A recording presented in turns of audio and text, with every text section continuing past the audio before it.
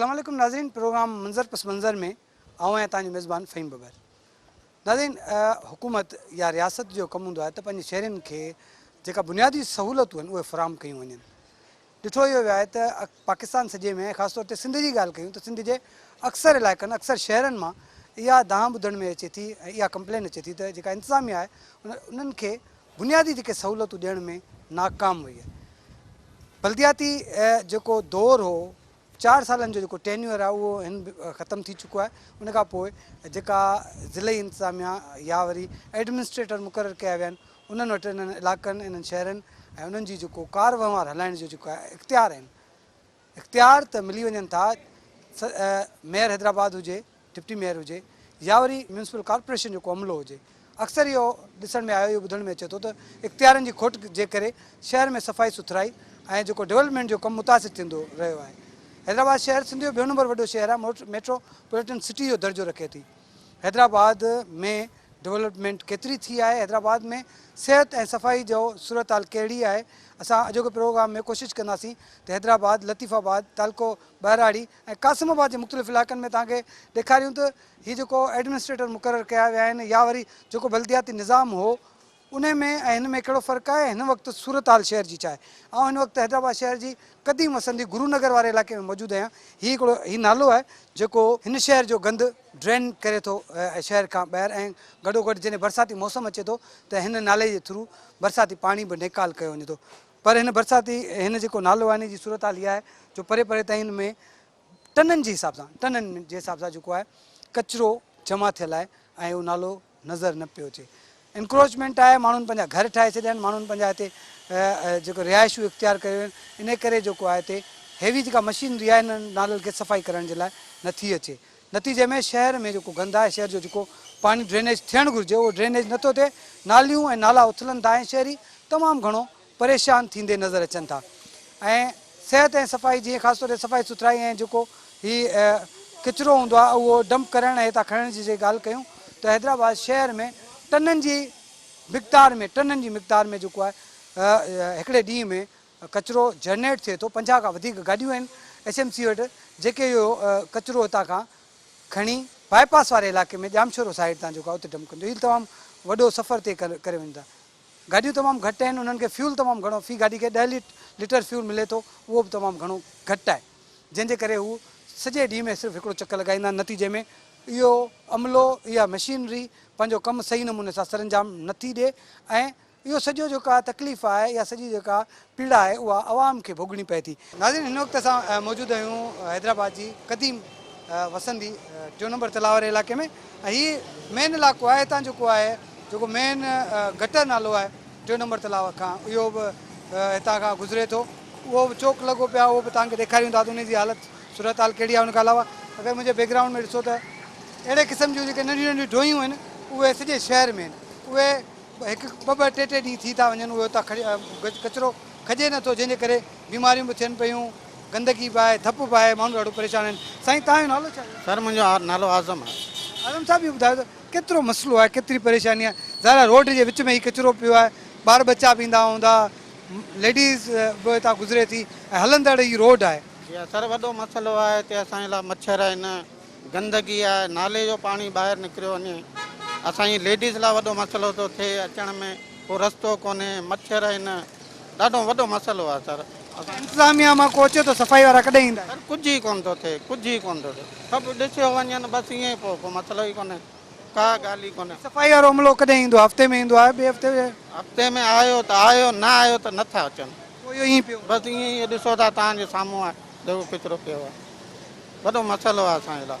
तव्हां कंहिंखे दरख़्वास्त ॾिनी आहे पाड़े वारनि मिली करे, बल्दिया खे, मेयर खे या कंहिं बि? सर, काउंसलर आहिनि, नाइक नाज़िम आहिनि असां वटि, उन्हनि बि उहो वीचारा कोशिशि त कनि था, वरी थोरो किचिरो निकिरे थो, वरी उहे ई किचिरे जा ढेर आहिनि। हाणे असांजे पासे में गंदो नालो आहे, हिते ॾिसंदव त ढेर लॻा पिया आहिनि, पाणी बीठो आहे, मच्छर थी विया आहिनि। असां वॾो मसइलो आहे सर। ज़ाहिर आहे जॾहिं गंदगी हूंदी, उते गंदगी जा ढेर हूंदा त मच्छर बि थींदा, मच्छरनि जे आज़ारे करे माण्हू तमामु घणो परेशान आहिनि। हैदराबाद शहर, कासिमाबाद, लतीफ़ाबाद ऐं तालके बहराड़ी जे मुख़्तलिफ़ इलाइक़नि में तव्हांखे ॾेखारियूं पिया त किथे किथे कहिड़ी सूरत हाल आहे। कोशिशि कंदासीं त ॿियनि माण्हुनि सां बि ॻाल्हायूं। ऐं तव्हांखे ॾेखारियूं त शहर जी हिननि हुकुमराननि कहिड़ी हालत करे छॾी है। सर ये बताइएगा ये इलाका कौन सा और ये कितनी प्रॉब्लम है, हर जगह पे गंदगी के ढेर लगे हुए हैं? सर ये अफंदी रोड कहलाता है हैदराबाद का। और कचरे का मामला ये है कि छोटे छोटे मासूम बच्चे रहते हैं इस साइड पे, तो ये कि सफाई सुथराई का ख्याल होना चाहिए। बिल्कुल यहाँ कचरा पड़ा रहता है, इसको बिल्कुल क्लीन किया जाए। ये बढ़ता जा रहा है कचरा, पूरी जगह पर फैल गया ये। इसको महदूद किया जाए ताकि अगर कचरा डाला भी जा रहा है तो उसको महदूद किया जाए ताकि सफाई रहे, साफ़ सुथराई रहे, माहौल साफ़ रहे। इर्द गिर्द में जो माहौली ये बीमारियाँ हो रही हैं इससे, ताकि वो भी ख़त्म हो। प्रोग्राम मंज़र पस मंज़र में ॻाल्हि ॿोल जो सिलसिलो जारी आहे। नाज़रीन, हैदराबाद शहर जंहिंखे मेट्रोपॉलिटन सिटी जो दर्जो हासिल रहियो ऐं हिन वक़्तु अगरि बल्दिया जी ॻाल्हि कयूं त बल्दियाती जेको निज़ाम ख़तमु थियो आहे उन खां पोइ एडमिनिस्ट्रेटर मुक़ररु थी चुका आहिनि। असां तव्हांखे हैदराबाद शहर, लतीफ़ाबाद ऐं कासिमाबाद समेत तालुके ॿाराड़ी जा जेके मुख़्तलिफ़ इलाइक़ा आहिनि उन्हनि जे हवाले सां अपडेट कंदासीं। हिन वक़्तु हैदराबाद जी कहिड़ी सूरत हाल आहे सिटी ऐं लतीफ़ाबाद जी, उन हवाले सां ॻाल्हि ॿोल कयूं था। असांखे जॉइन कयो आहे नौजवान सहाफ़ी आहे ऐं तमामु घणो एक्टिव सहाफ़ी आहे ऐं जेको अॼुकल्ह जा जीअं हालात हाज़िरा ऐं जेके करंट अफेयर्स आहिनि उन्हनि ते तमामु सुठी नज़र हूंदी आहे। हमज़ा दीदी जॉइन कयो। हमज़ा दीदी खां असां पुछंदासीं त उहो कीअं पिया ॾिसनि त हीउ जेको नओं सिस्टम आयो आहे उन में ऐं प्लस में जेको उन खां पहिरीं जेको नाज़िमी निज़ाम हो, मेयर जी जेका इन्फ्लुएंस हुई या उन जो जेको निज़ाम हलंदड़ हो उन में ऐं अॼोके निज़ाम में केतिरो फ़र्क़ु आहे। ऐं जीअं ई हीअ जेके एडमिनिस्ट्रेटर आया आहिनि उन खां पोइ को सफ़ाई सुथराई जो कमु, को जेके डेवलपमेंट जा कम नज़र आया हैं या न? हमजा, तो बहुत मेहरबानी आपकी, आपने हमें टाइम दिया। हमजा ये बताएं कि किस तरह से देखते हैं, पहले तो ये बता दीजिए कि हैदराबाद शहर में सिटी की बात करें, लतीफ़ाबाद की बात करें या कासिमाबाद की, सफाई सुथराई का निज़ाम किस तरह से देख रहे हैं आप? सफाई सुथराई का जो हैदराबाद शहर में मसला है वो देरीना मसला है। आप शहर के इंटरिंग यानी कि जहाँ दाखिली पॉइंट है शहर में, जहाँ पे हम दाखिल होते हैं, वहाँ से ही लेकर शहर की सूरत हाल इतनी ख़राब नज़र आती है कि जगह जगह गलाजत के ढेर हैं, ताफ़ुन उठ रहा है और जो गंदगी है उसके बाइस वहाँ से गुजरना मुहाल है। और ख़ास तौर पर जो इंतज़ामी इदारों की नाअहली है वो इस चीज़ का मुँह बोलता सबूत है कि जो डंपिंग पॉइंट्स बनाए हुए हैं वो अस्पतालों के बाहर बनाए हुए हैं ज़्यादातर, या फिर तालीमी इदारे हैं उनके बाहर बनाए हुए हैं, या फिर गुंजानाबाद इलाकों के बीच यानी कि बीचों बीच इलाकों के जहाँ आबादियाँ हैं उसके बीचों बीच शहरियों को ज़्यादा परेशानी होती है। बिल्कुल ऐसी जगह पे बनाया हुआ है जहाँ पे शहरियों को ज़्यादा परेशानी होती है। फिर उसको ठिकाने लगाने का कोई बंदोबस्त नहीं है, ना सॉलिड वेस्ट मैनेजमेंट पे अमल होता है, ना कोई और प्रॉपर बंदोबस्त है। जो कचरा है उसको जला दिया जाता है, जिसकी वजह से मज़ीद जो है ताफुन उठता है और जो बेशतर बीमारियाँ हैं वो इसी कचरे के जलने की वजह से या इसके ताफुन की वजह से फैलती हैं। सिस्टम जिस तरह से चेंज होता है, एडमिनिस्ट्रेशन चेंज होती है, पहले ये मेयर साहब के अंडर आता था ये हैदराबाद सिटी और लतीफ़ाबाद, और अब एडमिनिस्ट्रेटर आ गए हैं, तो इस वक्त एडमिनिस्ट्रेटर्स की कारकर्दगी कैसी देखिए, ना तो मेयर हैदराबाद इस चीज़ में दिलचस्पी लेते थे, वो सिर्फ यही रोना रोते थे कि हमारे पास इख्तियारात नहीं है, जबकि कितना तो फंड होता है एक किसी भी इदारे के पास कि वो कम से कम अपने शहर का कचरा उठा ले। और अब एडमिनिस्ट्रेटर जो आए वो भी सिर्फ उनको तो बल्कि लोगों ने देखा भी नहीं है, नाम से भी वाकिफ़ नहीं है लोग उनके, बस वो आ गए, एक नोटिफिकेशन जारी हो गया और बस उन्होंने अपनी सीट संभाल ली। लेकिन अमली तौर पर कोई यहाँ पर अमल दरामद नहीं हो रहा है कि किस तरह से कचरा उठाया जाए। जो शहरियों को परेशानी है इससे ताफुन जो उठ रहा है, मुख्तलिफ बीमारियाँ फैल रही हैं, और कोई अगर विज़िट करने आए दूसरे शहर से तो लगता है कि हैदराबाद शहर गुंजानाबाद शहर है और सिंध का दूसरा बड़ा शहर है, वेल एस्टेब्लिश शहर है, तो वो सिर्फ नाम की हद तक ही रह गया है।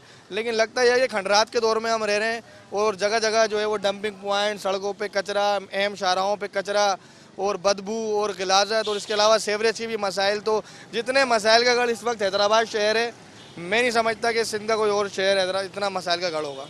अगर ऑब्जर्वेशन के हवाले से बात करें तो कौन सा इलाका ऐसा आपको नज़र आता है जो जहाँ पे ज़्यादा गंदगी है, जहाँ पे ज़्यादा फोकस करने की ज़रूरत है, जहाँ पे काम होना चाहिए, लोगों को रिलीफ देना चाहिए?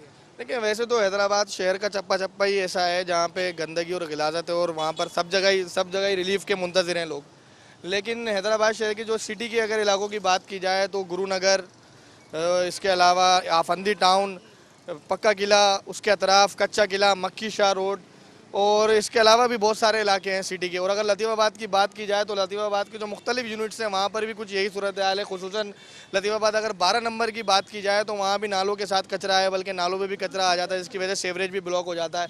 जो सब्ज़ी मंडी है हैदराबाद शहर की, वो उसके अतराफ़ में भी आप देखेंगे कि इतनी गंदगी और गिलाजत है कि वहाँ से लोग अपने खाने के लिए सब्ज़ियाँ और फ्रूट्स लेते हैं, लेकिन गंदगी लेकर जाते हैं। वो मुझे लगता है कि वो इतना सेहतमंद नहीं होते होंगे उस ग़िज़ा को खा के जितना कि वो बीमार होते हैं और जरासीम उनको लगता है। जेका हम सां ॻाल्हि कई त एडमिनिस्ट्रेटर जेके मुक़ररु कया विया आहिनि उन्हनि जे हवाले सां ई सां जेके शहर जा आम शहरी आहिनि उहे जेके आहिनि उन्हनि खे का ख़बर कान्हे त को एडमिनिस्ट्रेटर आहे, को ज़िले जो को नुमाइंदो हूंदो जेको उन्हनि जा कमु कंदो, कहिड़ो चूंडियो वियो आहे, अञा ताईं माण्हुनि खे इहा ख़बर न आहे। ॿिए पासे जेका गंदगी वारी सूरत हाल आहे त हैदराबाद शहर जा अक्सर इलाइक़ा जेके डंपिंग पॉइंट्स आहिनि उन्हनि इलाइक़नि में उते ठाहिया विया आहिनि जिते स्कूल आहिनि, अस्पतालूं आहिनि, कॉलेजिस आहिनि ऐं रिहायशी इलाइक़ा। तमामु घणी सूरत हाल ख़राबु आहे। तव्हांखे अपडेट कयूं था, कोशिशि कयूं था त मुख़्तलिफ़ हंधनि ते तव्हांखे जिते गंदगी पियल आहे, जिते किचिरो पियल आहे उहो बि ॾेखारियूं ऐं तव्हांखे मुख़्तलिफ़ जेके शहरी आहिनि उन्हनि सां बि ॻाल्हि ॿोल करायूं ऐं ख़ासि तौर ते इंतिज़ामिया सां बि ॻाल्हाईंदासीं ऐं उन्हनि खां मौक़िफ़ हासिलु कंदासीं।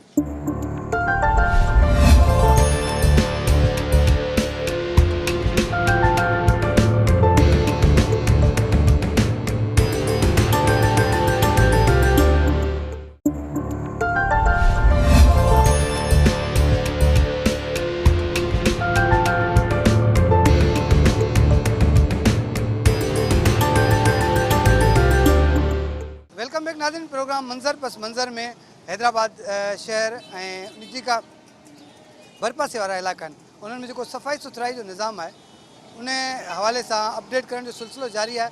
कोशिशि कयूं पिया त तव्हांखे हैदराबाद शहर, लतीफ़ाबाद ऐं उनखां अलावा जेके ॿिया इलाइक़ा आहिनि कासिमाबाद उन्हनि में जेको बि सफ़ाई सुथराई जो सिस्टम आहे, निज़ाम आहे, रोड रस्ता जेके आहिनि भंज ढाह जो शिकार आहिनि उहे बि ॾेखारियूं। गॾोगॾु सियासी समाजी शख़्सियतनि सां बि ॻाल्हि ॿोल कयूं त उन्हनि जा वीचार बि वठूं, उन्हनि खां बि पुछूं त छा था सोचनि, छा था सम्झनि, केतिरी तकलीफ़ आहे शहरियुनि खे। माण्हू जेके आहिनि वोट ॾेई अचनि था ऐं उन्हनि खे जेको मोट में जेका सहूलियत, जेका बुनियादी सहूलियतूं घुरिजनि उहे मिलनि पियूं या न। असांखे हिन वक़्तु जॉइन कयो आहे नूर अहमद कातियार साहिबु, अवामी तहरीक जा मरकज़ी अॻवान आहिनि। साईं महिरबानी तव्हांजी। नूर साहिबु कीअं पिया ॾिसो त ॾिसूं पिया असां त तमामु घणी प्रॉब्लम्स आहिनि, तमामु घणियूं बेसिक जेके नीड्स आहिनि माण्हुनि जूं, आवाम जूं, उहे बि गवर्नमेंट पूरियूं न पई करे। सफ़ाई सुथराई जे हवाले सां तव्हां ॾिसो पिया त कीअं आहे? ॾिसो न, जेका हुकूमत आहे, जेका मौजूदा हुकूमत आहे हिन वक़्तु मौजूदा हुकूमत सिंध में पीपल्स पार्टी आहे। जेकॾहिं ॿी का हुजे हा, का MQM हुजे हा, का GDA हुजे हा त पाण उन जे बारे में ॻाल्हि ॿोल कयूं हा। सिंध में जेका मौजूदा सूरत हाल आहे समूरनि शहरनि जी, हैदराबाद जी तव्हां ॾिसो, तव्हां वाक़ुफ़ु आहियो हैदराबाद जी घटी खां गली गली खां वाक़ुफ़ु आहियो त उनजी सूरत हाल केॾी वॾी ख़राबु आहे। सफ़ाई सुथराई कोन्हे को। असांजा पीपल्स पार्टी जा जेके साथी हुकुमरान आहिनि उहे चवनि था त कराची में असांखे कमु करणु नथो ॾिनो वञे, यानी उते MQM जी हुकूमत आहे, उते ॿिया वफ़ाक़ी इदारा वेठा आहिनि। पर ठीकु आहे, तव्हांखे पीपल्स पार्टी जे हुकुमराननि खे कंहिं रोकियो आहे? जेके बलदियाती इदारा आहिनि त उहे बदीन में कमु न कनि, उहे घोटकी में कमु न कनि, उहे कश्मोर ऐं कंदकोट में कमु न कनि। सॼी सिंध में तव्हां सर्वे करियो बलदियाती इदारनि में त सिंध में असीं चऊं पिया त सिंध में को बि अहिड़ो हिकिड़ो इदारो, यानी को बि हिकिड़ो वार्ड, का बि हिकिड़ी यूनियन काउंसिल, का बि हिकिड़ी यूनियन कमेटी अहिड़ी न आहे जो पाण मिसाल ॾेई सघूं, पाण फ़ख़्रिया मिसाल ॾेई सघूं त बाबा फलाणो जेको हैदराबाद जो वार्ड आहे, फलाणो जेको आहे वार्ड बदीन जो वार्ड आहे, उन में उहो साफ़ु सुथिरो आहे, उते बलदियाती कम थियनि था, उते फंड बि इस्तेमालु था थियनि। सिंध में को बि कोन्हे को। इहा सूरत हाल आहे। पाकिस्तान में अहिड़ी सूरत हाल आहे पर सिंध में शायदि वधीक आहे। हैदराबाद शहर जी अगरि ॻाल्हि कयूं त MQM सदाईं जेको आहे हैदराबाद ते हुकुमरानी कई आहे, लतीफ़ाबाद ऐं कासिमाबाद ते 4 साल मेयर बि उन्हनि जो रहियो। हिन वक़्तु हैदराबाद शहर जा मुख़्तलिफ़ इलाइक़ा आहिनि गंदगी जो वर चढ़नि, को लतीफ़ाबाद हुजे या शहर हुजे, उन जी सूरत हाल तव्हां कीअं था ॾिसो? हैदराबाद बि पाण सॼी सिंध सां उहो मामिलो आहे। असीं इहो नथा चऊं त को हिकिड़े पार्टी जो ॾिसो MQM इहो दावा करे थी, डिमांड करे थी त असां जेको आहे हू जेके आहिनि पंहिंजे माण्हुनि खे हर क़िस्म जी फैसिलिटीज़ ॾेई रहिया आहिनि ऐं ॾियनि पिया। ॾिसो न, दावा त कर, जेको हुकुमरान आहे उहो वॾियूं वॾियूं दावाऊं था कनि। असांजो बिलावल भुट्टो साहिबु वञे पियो जेको बोर्ड मुतासिरनि वटि, उते दावाऊं पियो करे, तकरीरूं पियो करे, थिए कुझु कोन थो। माण्हुनि खे न को टेंट थो मिले, न को खाधो मिले थो, न को रहाइश आहे, रोडनि ते माण्हू पिया आहिनि, दवा बि नथी मिले। सो हिते बि हैदराबाद जी असांजा MQM वारा जेके दोस्त आहिनि उहे बि दावाऊं कनि था, यानी उहे रुगो ॻाल्हियूं आहिनि। कराची में बि ॻाल्हियूं आहिनि, हैदराबाद में बि ॻाल्हियूं आहिनि, बल्कि वधीक फंड मिलिया आहिनि। तव्हांखे यादि आहे मुशरफ जे दौर में तमामु घणा फंड मिलिया, कराची खे फंड मिलिया, हैदराबाद खे फंड। इमरान ख़ान साहिबु जेको आहे वज़ीर आज़म साहिबु, उन बि फंड उन उन फंड ॾिना आहिनि कराची खे 1100 अरब ॾिना आहिनि। हाणे उहो हिकिड़ो अलॻि मामिलो आहे त उन ॿी सॼी सिंध खे विसारे छॾियो आहे ऐं हिकिड़े मख़सूस उन हिसाब सां उनखे कराची खे फंड ॾिना आहिनि ऐं उहो पाण खे ख़बर आहे त उहे फंड केॾांहुं वेंदा ऐं उन कराची कमेटी में केरु केरु वेठल आहे, उन जा ठेकेदार केरु आहिनि, पैसा केॾांहुं वेंदा, विरासत कहिड़ी थींदी, उहा ख़बर आहे। पर मुशरफ जे दौर में त MQM खे पैसा ॾिना हुआ। मुशरफ जे दौर में त MQM हैदराबाद जी मालिक हुई, कराची जी बि मालिक हुई, मीरपुर ख़ास जी मालिक हुई, नवाब शाह जी मालिक हुई, सखर जी बि मालिक हुई।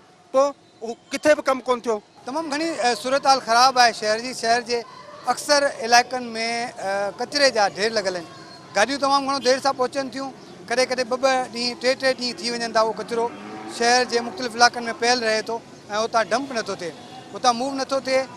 हिकिड़ी गाॾी आहे उहा शहर खां जामशोरो ताईं जॾहिं हिकिड़ो कचिरो खणी थी वञे, उहा सॼे ॾींहं में सिर्फ़ु 2 चकर हणी सघे थी ऐं 10 लीटर पेट्रोल उन्हनि खे मिले थो ऐं 10 लीटर पेट्रोल जेको आहे तमामु घटि हूंदो आहे जेको उन्हनि गाॾियुनि खे मिले थो ऐं उहो फ्यूल जेको आहे उन्हनि जे लाइ सिर्फ़ु 2 चकर ई लॻाए सघनि था। त नतीजे में शहर जे मुख़्तलिफ़ इलाइक़नि में कचिरे जा ढेर लॻल आहिनि। इन सॼे जेको सूरत हाल आहे जंहिंमें जीअं अगरि ॻाल्हि कयूं हैदराबाद शहर जी ऐं लतीफ़ाबाद जी, त सदाईं जेको आहे हिते मुतहिदा क़ौमी मूवमेंट जेको आहे हिते हुकुमरानी कई आहे, उन्हनि जा चूंडियल नुमाइंदा हूंदा आहिनि। मेयर डिप्टी मेयर बि मुतहिदा क़ौमी मूवमेंट सां तालुक़ु रखे थो। त हीअ जेका मुतहिदा क़ौमी मूवमेंट जी जेका गवर्नमेंट उन्हनि जा जेके मेयर आहिनि, उन्हनि छा डेवलप कयो, माण्हुनि खे छा जेको आहे ॾिनो, माण्हुनि खे कहिड़ी कहिड़ी सहूलियतूं ॾेई सघिया, या वरी हीअ जेको नओं एडमिनिस्ट्रेटर सिस्टम आयो आहे ऐं एडमिनिस्ट्रेटर मुक़ररु थिया आहिनि, उहे हिन वक़्तु कीअं जेको आहे माण्हुनि खे डिलीवर कनि पिया। उन सॼे सूरत हाल में अहमद रशीद साहब ज्वाइन किया है असांखे, PSP जा अगवान हैं हैदराबाद में। सर रशीद साहब आपका बहुत बहुत शुक्रिया। कैसे देखते हैं, पहले तो ये बताइएगा कि इस वक्त सूरत हाल कैसे देख रहे हैं? सारे शहर में बड़ी गंदगी है, रोडों में कचरा है, गलियों में कचरा है, कचरा डंप नहीं होता। इसकी तारीख बताना मैं ज़रूरी समझता हूँ। हैदराबाद किसी ज़माने में पेरिस समझा जाता था, सिंध का पेरिस हैदराबाद को समझा जाता था। यहाँ की सड़कें धुलती थीं, यहाँ की सफाई सुथराई का एक बेहतरीन निज़ाम था, सब कुछ था। जब पार्टीशन हुई है, पार्टीशन के बाद ये सिलसिला हमारे को अयूब खान के दौर तक नज़र आता है कि यहाँ की सड़कें धुला करती थीं और ये एक हैदराबाद का सबसे खूबसूरत शहर होता था। तो पूरे पाकिस्तान का सबसे खूबसूरत शहर हमारा ये हैदराबाद हुआ करता था। उसके बाद जो ये ख़राबी शुरू हुई है, उसकी इब्तिदा हुई है पीपल्स पार्टी और उसको आके मज़ीद मुहर लगाई है MQM ने। इन दोनों की पार्टियों की वजह से हम देखते हैं कि सिंध की आज इतनी अबतर सूरत हाल हो गई है। अगर हम इन दोनों में भी देखें तो ये दोनों जमातें एक ऐसे तबके से निकल के आई थी कि इनको सिर्फ पैसे से मतलब था, इनको मतलब आवाम से नहीं था, इनको सिर्फ अपना कपड़ा, अपना रोटी और अपनी मकान चाहिए था। दूसरी तरफ MQM को सवाए अपनी लसानियत के, अपने खौफ बैठाने के कोई काम नहीं चाहिए था। पूरा शहर को जो गंदा किया है वो आज इन लोगों ने किया है। आज अगर बल्दिया का तो पूरा का पूरा वो निकल के आता है। मैं कई बल्दिया का लीगल एडवाइज़र रहा हूँ, मैं जानता हूँ कि हर UC को उसका फंड मिलता है, मगर वो फंड किधर जाता है, वो क्यों पेट्रोल का पैसा नहीं दिया जाता, क्यों डीजल का पैसा नहीं दिया जाता, ये एक बहुत बड़ा सवालिया निशान है।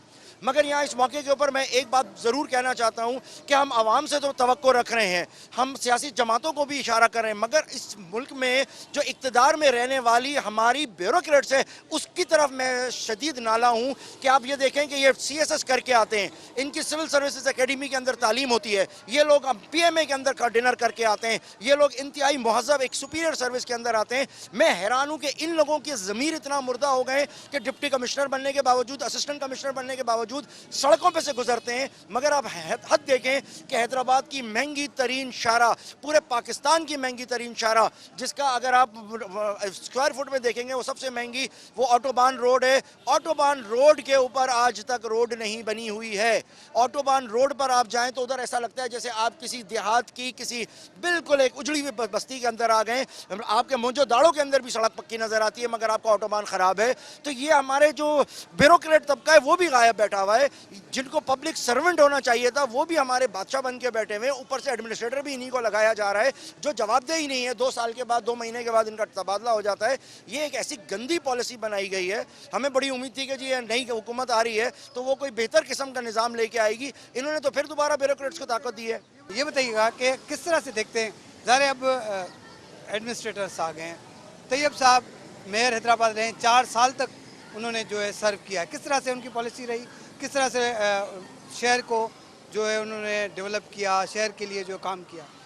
तैयब साहब की पॉलिसी वही रही जो एक बैंड MQM की है, वो उसी का हिस्सा थे और एमक्यूएम की पॉलिसी इस शहर को गंदा करना था, ख़राब करना था। उन्होंने एक महज़ब तरीन कौम, जिसको हम उर्दू स्पीकिंग महज़ब तरीन कौम कहते हैं, जिनके लिए JM सैयद ने भी कहा कि इनको आगे रखो, इनको फ्रंट पे रखो, ये महज़ब लोग हैं, उनको गंदा करना था, ये उनका काम था। तो तैयब साहब ने भी उसी लाइन को फॉलो किया। There is no difference between Pakistan, MQM Pakistan और एमक्यूएम लंदन। ये एक ही लोग थे जिन्होंने ये काम किया और इन्होंने कोई भी खैर का काम नहीं किया है। लिहाजा अगर हम समझे कि इन्होंने कोई काम किया तो नहीं किया। बल्दियाती मसाइल कोई इतना बड़ा मसला नहीं है। मैंने पहले भी इन लोगों से चैलेंज किया, मैं आज भी कहता हूं, अगर मुझे आप ये चांस दे, मैं 3 महीने में शहर का नक्शा बदल दूं। ये काम ना करना असल बहाना है। एक भी इलाका ऐसा नहीं है हैदराबाद का जिसमें गंदगी ना हो, चाहे वो कासमाबाद हो, चाहे वो लतीफ़ाबाद हो, चाहे वो कंटोनमेंट का इलाका हो। कंटोनमेंट के इलाके के अंदर कोई सफाई नहीं है। यानी हैरत की बात यह है कि कंटोनमेंट में आप अभी देखेंगे तो बड़ी लंबी खूबसूरत तस्वीरें, रंग बिरंगी तस्वीरें बनाई जा रही हैं, मगर रोड बनाने की प्रेफरेंस कहीं भी नहीं है। मतलब आपके पास बुनियादी रोड नहीं है, कचरा हर जगह पे पड़ा हुआ है, आग हर जगह पे लग रही है। जो हाल कासमाबाद का है वही लतीफ़ाबाद का है, वही हमारे सिटी का है। कोई पूछने वाला नहीं है। देखिए, एक बुनियादी सी चीज़ है, सड़क पे झाड़ू लगाना तो एक बुनियादी सा काम है, ये काम नहीं किया जा रहा। आप कुछ ना करें, सिर्फ सड़क के ऊपर सुबह उठ के अगर झाड़ू लगा दें, आपका सड़क साफ़ सुथरी लगेगी। आपकी हैदराबाद की गलियाँ लंदन पेरिस से ज़्यादा खूबसूरत हैं, लेकिन शर्त सिर्फ ये है कि आप उधर झाड़ू लगा दें। सिर्फ इतना झाड़ू लगाने के लिए भी क्या हमारे को कोई बड़ी साइंस की ज़रूरत है? आप अगर ये लोगों का हक ना मारें, लोगों से पैसे ना खाएं और अपनी ये चीज़ ना करें, तो आपका मामला बड़े आराम से किया जा सकता है। घुमा फिरा के जो कल वज़ीर आज़म ने एक बात कही है, काश इस पे अमल हो कि हम हर चीज़ बर्दाश्त करेंगे, करप्शन नहीं करेंगे। तो जनाब, ये करप्शन ही तो हो रही है, और क्या हो रही है। अहमद रशीद साहब जो ताल्लुक PSP सां आहे, ऐं संदो चवणु आहे त हीउ जेको हिते सॼो जेको सिस्टम हले थो, अगरि ख़ासि तौर ते ॻाल्हि कयूं असां शहर हैदराबाद ऐं लतीफ़ाबाद जी, त उते मुत्तहिदा क़ौमी मूवमेंट हुकुमरानी कई आहे। हिन वक़्तु बि जेके चूंडियल नुमाइंदा उन्हनि जा आहिनि, उन्हनि खे खपे त उन्हनि जो कमु हो त जेको आहे शहर खे डेवलप कनि, शहर खे जेको आहे डिलीवर कनि, पर शहरियुनि खे ॿी का सहूलियत ॾियण बदिरां जेका सफ़ाई सुथराई वारी जेका सहूलियत आहे उहा बि खसी वई आहे। रहंदो ई वरी जेको नओं सिस्टम हींअर आयो आहे, बल्दियाती निज़ाम ख़तमु थियो आहे। जेके हिन वक़्तु एडमिनिस्ट्रेटर आया आहिनि, उन्हनि खे माण्हू सुञाणीनि ई कोन था, उहे कॾहिं ॿाहिरि निकिता ई न आहिनि अञा ताईं, जो हू ॿाहिरि अचनि, ग्रास रूट लेवल ते सफ़ाई सुथराई जो निज़ाम ॾिसनि, जेके रोड रस्ता घिटियूं टुटियल आहिनि उन्हनि जो ॾिसनि, त उन्हनि खे ठहिराइणो आहे या माण्हुनि खे सहूलियत ॾियणी आहे। त प्रोग्राम में कोशिशि कयूं था त शहरियुनि सां बि ॻाल्हायूं, इंतिज़ामिया सां बि ॻाल्हायूं, सियासी समाजी माण्हुनि सां बि ॻाल्हायूं त हैदराबाद जी शहर खे कंहिंजी नज़र लॻी वई आहे, हैदराबाद जे शहर जी ख़ुशियूं, हैदराबाद शहर में जेके सहूलियतूं आहिनि उहे ख्वाब छो बणिजी वियूं आहिनि। वठूं था शॉर्ट कमर्शियल ब्रेक।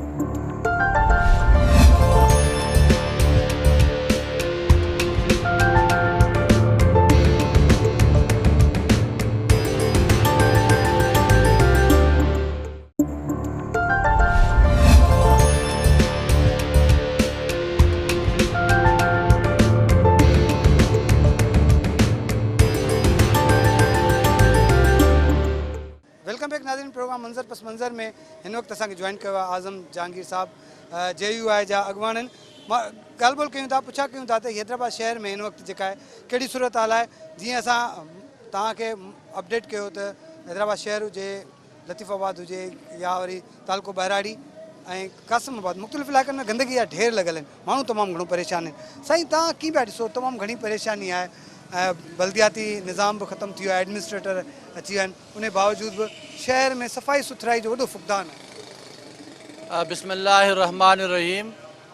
तव्हां पाण ॾिठो त बरसाति आई ऐं पूरो शहर जेको आहे उहो सैलाब जो मंज़र पेश करणु लॻो। तॾहिं बल्दियाती निज़ाम मौजूदु हुयो ऐं जेके चेयरमैन ऐं वाइस चेयरमैन ऐं उन्हनि जी पूरी काबिना मौजूदु हुई, लेकिन उन जे बावजूद बि पेरेटाबाद, लतीफ़ाबाद, कासिमाबाद, टंडो जाम, टंडो हैदर, टंडो आलम मरी ऐं ॿिया जेके बि ॻोठ हुया उहे पाणी में तबाह थियल हुया। अॼु बि उहो साॻियो ई मंज़रु आहे। अॼु बल्दियाती निज़ाम ख़तमु थी चुको आहे, लेकिन उन जे बावजूद बि को बि तदारुक न थी सघियो आहे ऐं पाणी जूं का तूं बीठो आहे। ऐं इन जो जेको सबबु मां सम्झां थो त लोड शेडिंग बि थी सघे थो, छाकाणि त लोड शेडिंग जे करे मुतासिर इलाइक़नि में उहे मशीनूं, पंप मशीनूं चवंदा नथियूं हलनि। पर कहिड़े कहिड़े इलाइक़नि में बीठो आहे? साईं, कासिमाबाद में मां रहां थो, मुंहिंजे घर जे साम्हूं तव्हां ईंदो तालाब तव्हांखे नज़र ईंदो ऐं मां कल्ह परेटाबाद वियो हुउसि त परेटाबाद में बि मूंखे पाणी नज़र आयो। टंडो हैदर ॾे मां वियो त टंडो हैदर में पाणी मौजूदु हुयो। अहिड़े क़िस्म जा तव्हां मुख़्तलिफ़ इलाइक़नि में ॾिसंदो त किथे घटि किथे वधीक, पर पाणी अञा ताईं मौजूदु आहे। ऐं हुकूमत खे खपे, ज़िले इंतिज़ामिया खे खपे त फौरी तौर ते पाणी बि ख़तमु करण जी कोशिशि कनि, पर उन खां पोइ जेके मच्छर पैदा थिया आहिनि उन्हनि जे मच्छरनि जे करे बीमारियूं पैदा थियनि पियूं, उन जे करे फौरी तौर ते स्प्रे कराया वञनि। प्रोग्राम मंज़र पस मंज़र में ॻाल्हि ॿोल जो सिलसिलो जारी आहे। हिन वक़्तु असांखे जॉइन कयो आहे टंडो जाम मां औरंगज़ेब भुट्टो, असांजो तालका रिपोर्टर आहे सिंध TV न्यूज़ जो। औरंगज़ेब, तव्हांखे असां प्रोग्राम में भलीकार चऊं था। औरंगज़ेब इहो ॿुधाइजो त कीअं पिया ॾिसो हीअ जीअं ई जेको पहिरीं बल्दियाती निज़ाम हो, हाणे वरी एडमिनिस्ट्रेटर बि मुक़ररु थी चुका आहिनि, पर असां हैदराबाद शहर ऐं तालको हैदराबाद जो लतीफ़ाबाद, हैदराबाद सिटी ऐं कासिमाबाद जी ॻाल्हि कयूं त अक्सर हंधनि ते जेको आहे कचिरे जा ढेर लॻल आहिनि। घिटियुनि में, रोडनि ते, रस्तनि ते जेको आहे कचिरो मौजूदु आहे। उन्हनि खे ठिकाने लॻाइण, उन्हनि खे उतां खणण जे लाइ को निज़ाम मौजूदु न आहे। नतीजे में शहरी तमामु घणो परेशान आहिनि। त टंडो जाम जी ॻाल्हि कयूं या ओवरऑल तालके ॿाहिराड़ी हैदराबाद जी खणी ॻाल्हि कयूं त उते कहिड़ी सूरत हाल पिया ॾिसो तव्हां? जी फ़हीम, बिल्कुलु जीअं ई बल्दियाती निज़ाम जेको चेयरमैनी वारो निज़ाम हुयो उहो ख़तमु थियो आहे, एडमिनिस्ट्रेटर मुक़ररु थिया आहिनि, उनखां पोइ को हिते ख़ासि फ़र्क़ु नज़र न आयो आहे। अञा उबतो जेको आहे सो हिते कमकार जेके आहिनि ऑफिसनि जा कार वहिंवार हुजनि या सफ़ाई सुथराई जो निज़ाम हुजे या सेवरेज जो निज़ाम हुजे, उहे धरम भरम थींदा नज़र पिया अचनि। टंडो जाम शहर जी जेकॾहिं ॻाल्हि कबी त मीर कॉलोनी हुजे, जाम घर हुजे, जाम बंगलोज़ हुजे, महबूब टाउन, अमार टाउन, शाही बाज़ार, सखीवाब टाउन ऐं ॿिया इलाइक़ा मच्छी मार्केट, ॿिया इलाइक़ा जेके बि आहिनि उन्हनि में हर तरफ़ गंदगी जा ढेर जेके आहिनि उहे नज़र अची रहिया आहिनि। सेवरेज जो निज़ाम बि नाकारा पढ़ियल आहे। सफ़ाई सुथराई जेका रोज़ाना जे बुनियाद ते थींदी हुई उहा बि हाणे उहा नज़र न पई अचे। उनखां अलावा बरसाती पाणी जेको आहे उहो शहर जे कुझु इलाइक़नि मां, रिहाइशी इलाइक़नि मां निकिरी वियो आहे, पर जेके उते खॾूं ऐं ग्राउंड हुया उहे अञा ताईं भरिया पिया आहिनि। ग्राउंडनि मां पाणी न निकिरी सघियो आहे, जंहिंजे करे उते वबाई बीमारियूं जनम वठी रहियूं आहिनि। ऐं तव्हांखे ॿुधाईंदो न त म्यूनिसिपल कमेटी टंडो जाम में अलमियो इहो बि आहे त गुज़िरियल 1 साल खां मथे जो अरसो गुज़री चुको आहे। टंडो जाम में अञा ताईं को परमिनेंट CMO ई मुक़ररु कोन कयो वियो। हिते जेको आहे सिर्फ़ु इंचार्ज CMO खां कमु वरितो पियो वञे। ऐं हिते म्यूनिसिपल कमेटी टंडो जाम में जेको आहे एडमिनिस्ट्रेटर निज़ाम थियण खां पोइ जेका सिंध सरकार तरफ़ां ऐलान कयो वियो हुयो त जेको मुहर्रम जे हवाले सां मुलाज़िमनि खे अॻुवाट पघारूं ॾियण जो ऐलान कयो वियो, उहे बि जेके पघारूं हाणे 2 ॾींहं अॻु ई जेके जारी थी सघियूं, उहे मुहर्रम हराम दौरान पघारूं मुलाज़िमनि खे न मिली सघियूं। मुलाज़िम सख़्तु परेशानियुनि खे मुंहुं ॾेई रहिया आहिनि। ॿिए पासे हिते जेकॾहिं ॾिसंदासीं त म्यूनिसिपल कमेटी टंडो जाम में दर्जन खां मथे बेलदार बि रखियल आहिनि, जिन जो कमु आहे सफ़ाई सुथराई करणु, गुॾ कढणु ऐं जेको गंदगाह हटाइणु। पर हिते इलाइक़ा जेके आहिनि मीर कॉलोनी हुजे या ॿिया इलाइक़ा रिहाइशी इलाइक़ा आहिनि, उते बि फुट खां 1.5 फुट ताईं मेन नालनि ते गाह बीठल आहे ऐं डब बीठल आहिनि। ऐं हिते जेके नूर शाह कब्रिस्तान हुजे या लाल छतो कब्रिस्तान हुजे, ॿियनि कब्रिस्ताननि में जेके झंग थी विया हलिया आहिनि, उन्हनि जो को केरु जेको आहे ॾिसण लाइ तयारु कोन्हे को। ऐं एडमिनिस्ट्रेटर निज़ाम जॾहिं खां आयो आहे उन में अञा ताईं का ज़ाहिरी तो नज़र न आयो आहे। टंडो जाम शहरनि अञा ताईं टंडो जाम में मुक़ररु करे नए एडमिनिस्ट्रेटर अञा ताईं ॾिठो ई कोन्हे को त उहो हिते टंडो जाम में एडमिनिस्ट्रेटर मुक़ररु केरु थियल आहे। ऑफिस जो कारवहिंवार बि ईअं जेको आहे उहो धरम भरम लॻल आहे। माण्हू केतिरा ई परेशान आहिनि। मुख़्तलिफ़ क़िस्म जा सर्टिफिकेट वठण लाइ कंहिंखे रिहाइशी सर्टिफिकेट घुरिजे थो, कंहिंखे का NOC घुरिजे थी, कंहिंखे को बर्थ सर्टिफिकेट घुरिजे थो, कंहिंखे को नो मैरिज सर्टिफिकेट घुरिजे थो या कंहिंखे को मैरिज सर्टिफिकेट घुरिजे थो। त उहे अञा ताईं जेके हिते सिस्टम डामाडोल लॻो पियो आहे। अच्छा, इहो ॿुधायो त प्रॉब्लम केतिरी आहे? छो जो असां ॾिसूं पिया त अगरि असां ॻाल्हि लतीफ़ाबाद जी कयूं, हैदराबाद सिटी जी कयूं या वरी कासिमाबाद जी, त जेके डंपिंग पॉइंट ठाहियल आहिनि जिते शहरी पंहिंजे इलाइक़े जो कचिरो उछलाइनि था, जमा कनि था, या त पोइ उहो अस्पताल जे ॿाहिरां आहे, अस्पताल जे पासे में आहे, या त वरी को हुते स्कूल आहे। त अहिड़ी तरीक़े सां ऐं उहो जेको कचिरो आहे टाइम ते उतां खयो नथो वञे। नतीजे में सॼो ॾींहुं 2 ॾींहं 3 ॾींहं अगरि उहो कचिरो उते पियल हुजे थो त तमामु घणी बदबू ऐं उन स्मेल पैदा थी वञे थी, माण्हू तमामु घणो। त टंडो जाम में कहिड़ी सूरत हाल आहे? कचिरे जा जेके स्पॉट आहिनि उहे किथे फिक्स थियल आहिनि? जी फ़हीम, बिल्कुलु जीअं ई बलदियाती निज़ाम जेको चेयरमैनी वारो निज़ाम हुयो उहो ख़तमु थियो आहे, एडमिनिस्ट्रेटर मुक़ररु थिया आहिनि, उन खां पोइ को हिते ख़ासि फ़र्क़ु नज़र न आयो आहे। अञा उबतो जेको आहे सो हिते कमकार जेके आहिनि ऑफिसनि जा कार वहिंवार हुजनि या सफ़ाई सुथराई जो निज़ाम हुजे या सेवरेज जो निज़ाम हुजे, उहे धरम भरम थींदा नज़र पिया अचनि।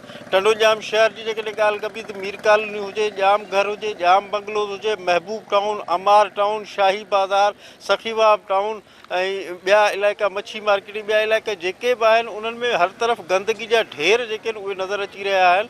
सेवरेज जो निज़ाम बि नाकारा बणियल आहे। सफ़ाई सुथराई जेका रोज़ाना जे बुनियाद ते थींदी हुई उहा बि हाणे उहा नज़र न पई अचे। उनखां अलावा बरसाती पाणी जेको आहे उहो शहर जे कुझु इलाइक़नि मां रिहाइशी इलाइक़नि मां निकिरी वियो आहे, पर जेके उते खॾूं ऐं ग्राउंड हुया उहे अञा ताईं भरिया पिया आहिनि। ग्राउंडनि मां पाणी न निकिरी सघियो आहे, जंहिंजे करे उते वबाई बीमारियूं जनम वठी रहियूं आहिनि। ऐं तव्हांखे ॿुधाईंदो न त म्यूनिसिपल कमेटी टंडोजाम में अलमियो इहो बि आहे त गुज़िरियल 1 साल खां मथे जो अरसो गुज़री चुको आहे, टंडोजाम में अञा ताईं को परमिनेंट CMO ई मुक़ररु कोन कयो वियो। हिते जेको आहे सो सिर्फ़ु इंचार्ज CMO खां कमु वरितो पियो वञे। ऐं हिते म्यूनिसिपल कमेटी टंडोजाम में जेको आहे एडमिनिस्ट्रेटर निज़ाम थियण खां पोइ जेका सिंध सरकार तरफ़ां ऐलान कयो वियो हुयो त जेको मुहर्रम जे हवाले सां मुलाज़िमनि खे अॻुवाट पघारूं ॾियण जो ऐलान कयो वियो, उहे बि जेके पघारूं हाणे 2 ॾींहं अॻु ई जेके जारी थी सघियूं उहे मुहर्रम हराम दौरान पघारूं मुलाज़िमनि खे न मिली सघियूं। मुलाज़िम सख़्तु परेशानियुनि खे मुंहुं ॾेई रहिया आहिनि। ॿिए पासे हिते जेकॾहिं ॾिसंदासीं त म्यूनिसिपल कमेटी टंडोजाम में दर्जन खां मथे बेलदार बि रखियल आहिनि, जिन जो कमु आहे सफ़ाई सुथराई करणु, गुॾ कढणु ऐं जेको गंदगाह हटाइणु।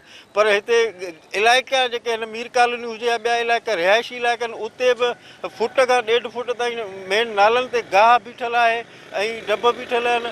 ऐं हिते जेके आहिनि नूर शाह कब्रिस्तान हुजे या लाल छतो कब्रिस्तान हुजे, ॿियनि कब्रिस्ताननि में जेके झंग थी विया हलिया आहिनि उन्हनि जो को केरु जेको आहे ॾिसण लाइ तयारु कोन्हे को। ऐं एडमिनिस्ट्रेटर निज़ाम जॾहिं खां आयो आहे उन में अञा ताईं का ज़ाहिरी तौरु नज़र न आयो आहे। टंडोजाम शहरनि अञा ताईं टंडोजाम में मुक़ररु करे नए एडमिनिस्ट्रेटर अञा ताईं ॾिठो ई कोन्हे को त उहो हिते टंडोजाम में एडमिनिस्ट्रेटर मुक़ररु केरु थियल आहे।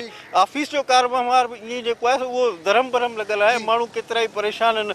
मुख़्तलिफ़ क़िस्म जा सर्टिफिकेट वठण लाइ कंहिंखे रिहाइशी सर्टिफिकेट घुरिजे थो, कंहिंखे का NOC घुरिजे थी, कंहिंखे को बर्थ सर्टिफिकेट घुरिजे थो, कंहिंखे को नो मैरिज सर्टिफिकेट घुरिजे थो या कंहिंखे को मैरिज सर्टिफिकेट घुरिजे थो।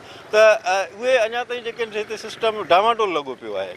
ठीकु आहे औरंगज़ेब, तव्हांजी वॾी वॾी महिरबानी, तव्हां सॼी सूरत हाल खां असांखे अपडेट कयो। नाज़रीन, तव्हां औरंगज़ेब जी ॻाल्हि ॿोल ॿुधी त जेको तालको बहिराड़ी आहे, जेको तालके बहिराड़ी में ख़ासि तौर ते टंडोजाम आहे या वरी उन सां लाॻापियल जेके नंढड़ा नंढड़ा ॻोठ आहिनि उन्हनि में बि तमामु घणा मसइला आहिनि, तमामु घणा प्रॉब्लम्स आहिनि।